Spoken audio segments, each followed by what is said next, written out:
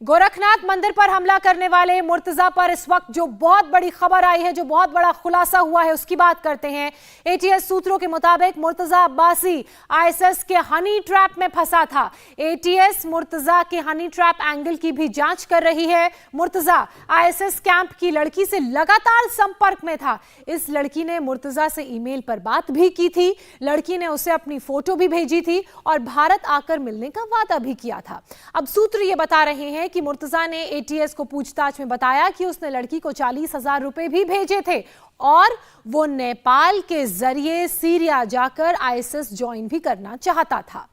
मुर्तजा की आईएसएस वाली जो पूरी कहानी सामने आई है, जो बड़ा खुलासा हुआ है, उसके बारे में हम बता रहे हैं कि किस तरीके से हनी ट्रैप के जरिए उसने एक लड़की से ईमेल पर बात की। न सिर्फ उससे बात की बल्कि उसे 40,000 रुपए भी भेजे। इसके अलावा लड़की ने उससे भारत आकर मिलने की बात भी कही थी और यह भी बात सामने आई है कि मुर्तजा नेपाल के रास्ते सीरिया भी जाना चाहता था।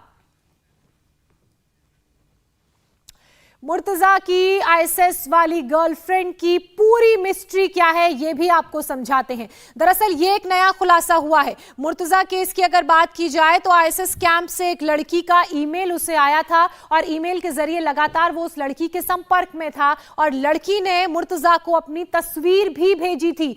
ईमेल के बाद आईएसएस कैंप की लड़की से मुर्तजा की बात हुई थी। लड़की ने मुर्तजा से भारत आकर मिलने का यह वादा किया था और साथ ही मुर्तजा आईएसएस की लड़की को 40,000 रुपए ट्रांसफर भी किए थे और मुर्तजा ने 3 बार लड़की के अकाउंट में पैसे भेजे हैं। इस बात का भी खुलासा हुआ है। आईएसएस में भर्ती होने की तैयारी भी मुर्तजा कर रहा था, यह भी बात पता चली है। साथ ही हमें पता चला है कि नेपाल के रास्ते सीरिया जाने की कोशिश में मुर्तजा था।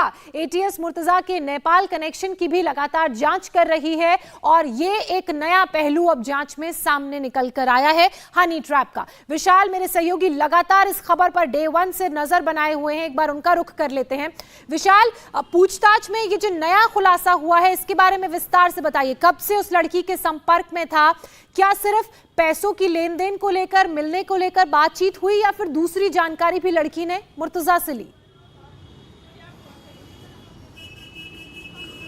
देखिए ज्योत्सना, डे 1 से लगातार जब से ये मामला सामने आया है, इंडिया टीवी लगातार ऑफिसर्स के टच में है, लगातार ऑफिसर्स से बातचीत कर रहे हैं हम लोग और ये बात लगातार सामने आ रही थी कि वो आईएसएस से संपर्क में था।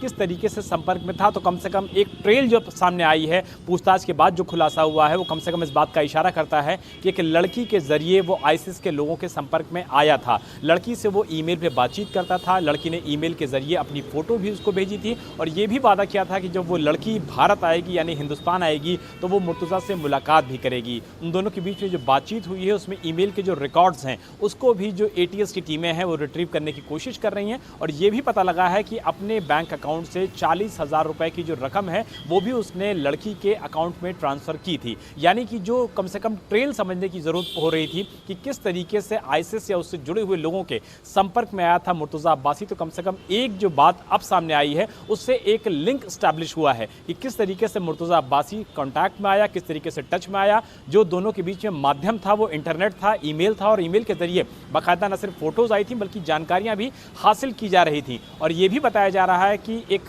जानने वाले के जरिए, जो कॉमन जानने वाला है, नेपाल का रहने वाला एक शख्स जिसकी मदद से लड़की के जरिए कॉन्टैक्ट हुआ था और लड़की के अकाउंट में पैसे भेजे गए थे, इसमें भी एक नेपाल के रहने वाले लड़के ने मदद की थी। ये भी बात सामने आ रही है कि मुर्तजा अब्बासी जब नेपाल जाता है इसके बाद, गोरखपुर के हमले के बाद, तो अफगानिस्तान के रास्ते होते हुए सीरिया भी जाने की वो फिराक में था। इंडिया टीवी हर वक्त हर जगह डाउनलोड करने के लिए सर्च करें India TV news Google play store या ऐप स्टोर पर।